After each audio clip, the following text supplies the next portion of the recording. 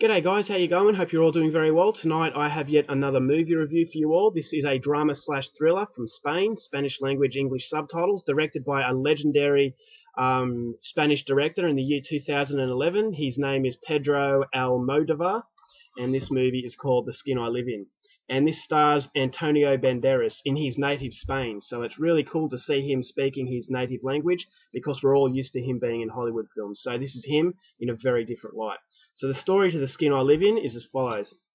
Ever since his wife was burned in a car crash, Dr. Robert Ledgard, played by Antonio Banderas, an eminent plastic surgeon, has been interested in creating a new skin with which he could have saved her.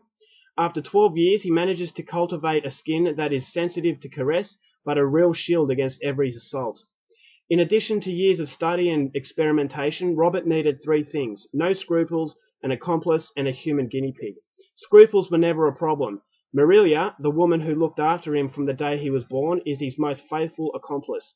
And as for the human guinea pig. Now, the movie does have a lot of very spoilerish themes to the film. It's very easy to give away, so the less I say, the better. So I'm going to try and give you a very clear rundown without giving away everything.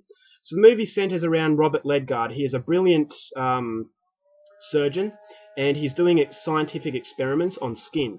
Now, he has become obsessed with this because there are a few tragedies in his past which links his obsession with this skin. I'm not going to give away what happened, but yeah, his obsession at the present day are as a result of what has happened in his past. So anyway, he's obsessed with creating the perfect skin.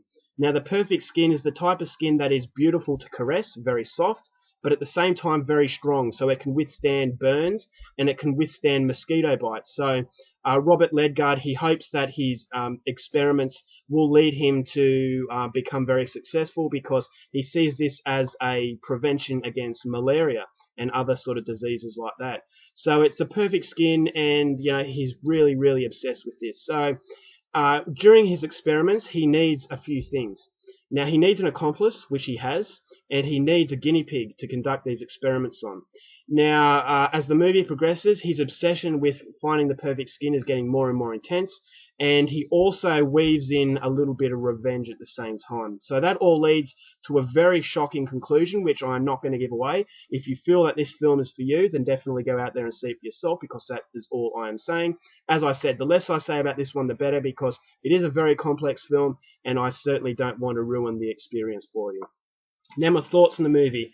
Pedro Almodovar, he is a legendary Spanish director. Unfortunately, I haven't seen any of his films, so that was a good thing coming into this one because I didn't have really any expectation. The only expectation I had was that a lot of people had given this rave reviews.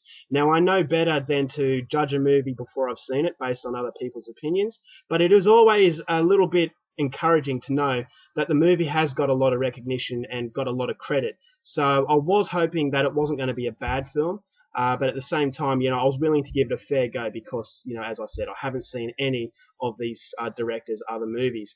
So going into it, straight away you get a very unique mood. I mean, this director really does know his stuff, creates a very uncomfortable environment. It's kind of a mix between a drama, horror, thriller, and just a really in-depth sort of emotional story, which, not a lot of people do, and it really is a sign of a legendary director. So, I didn't have to see any of his other films to realize that this guy really knows what he's doing.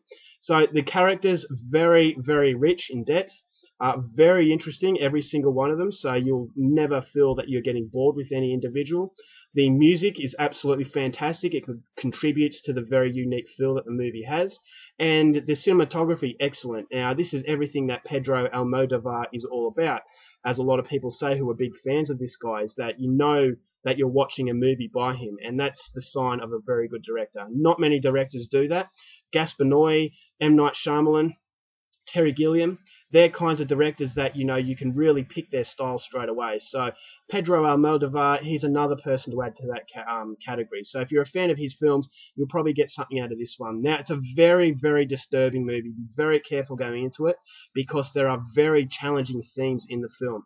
I'm not going to give away all the themes because, as I said, very easy to give away, but it does go on obsession, revenge, and just the pain of suffering, the suffering of loss. and that kind of thing. So it does play a very psychological impact, and there is also some very visual torment in there as well. Deeply, deeply uncomfortable stuff, and the story does progress very well. It is told through flashbacks, and I feel that that can be a recipe for disaster for a film, but fortunately Pedro, he manages to create a consistency in the pacing. It doesn't spend too long in the past or the present. I feel that there was a really good combination between the two. So the pacing was very well done, and as I said, again, that is a sign of a very good director.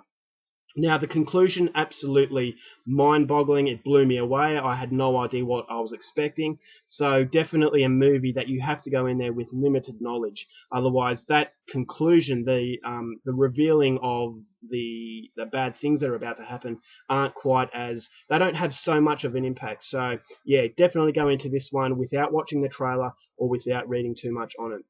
Unfortunately, though, the movie is not a masterpiece, because I feel that while the movie was very good and that there was some very good characters, I felt that the director, he tried to get a little bit too tricky with some parts. I felt that some scenes were unnecessarily graphic. I feel that he was a little bit self-indulgent in some areas of the movie. There were some characters that were introduced that I didn't feel needed to be introduced. So it left me questioning why these people were introduced into the film, and it left me questioning why some certain scenes were added in there. And it kind of felt that it was just added in there to create more shock value, and that to me was very cheap, and that was going against everything that the film had going for it. So as a result of that, it only gets a 3.5.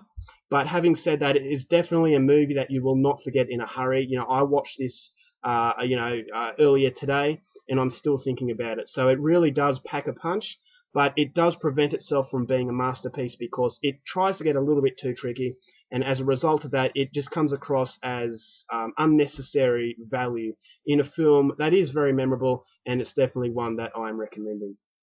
So that is the review to The Skin I Live In. I hope you enjoyed it, and until next time, take care of yourselves, keep watching movies, and I'll see you later.